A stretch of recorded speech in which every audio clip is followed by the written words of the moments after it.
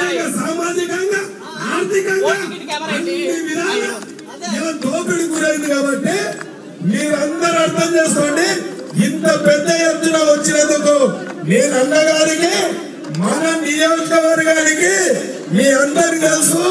ఆయన ఎమ్మడి అడుగులో అడిగేసి ఏ పోరాటానికైనా ఏ లక్ష్యమైనా ఏ కేసులకు భయపడలేదు, దేనికి భయపడలేదు. కాబట్టి ఇవల్ల ఆయన పక్కన నిలవదగలంటే నేను మునగాని కాదా అని అడుగుతున్నా మీ అందరితో.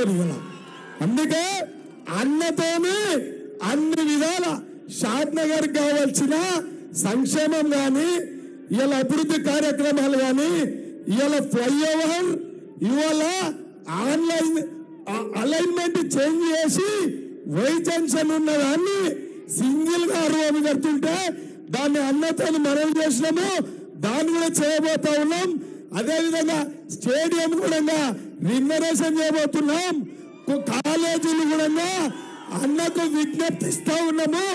మన షాద్ నగర్ కావాల్సినవి PG college, stadium, ROB, BT రోడ్లు, ఈఎస్ఐ అన్ని కూడా కావాలని చెప్పి నేను వారికి మీ అందరి సమక్షంలో కాంగ్రెస్ పార్టీ తరఫున అనుకోండి, నియోజకవర్గం తరఫున అనుకోండి, మీ అందరి తరఫున కూడా వారికి ఈ విజ్ఞప్తి చేస్తా ఉన్నా. కాబట్టి వారు తప్పకుండా మన మీద షాద్ నగర్ మీద తప్పకుండా దృష్టి పెడతారు, మనకు న్యాయం కూడా చేస్తారు.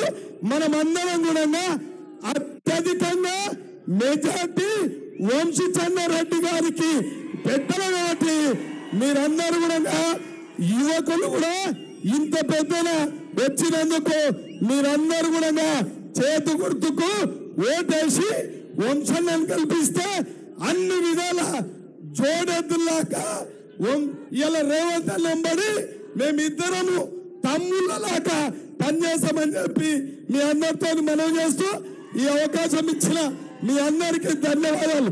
చేత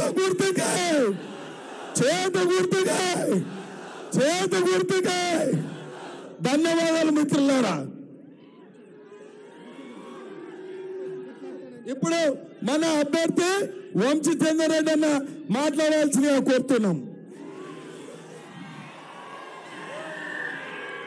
జై కాంగ్రెస్, జై కాంగ్రెస్. సోనియా గాంధీ గారి నాయకత్వం, మల్లికార్జున్ ఖార్గే గారి నాయకత్వం, రాహుల్ గాంధీ గారి నాయకత్వం, పాలమూరు ముద్దుబిడ్డ రేవంత్ రెడ్డి గారి నాయకత్వం, వీళ్ళ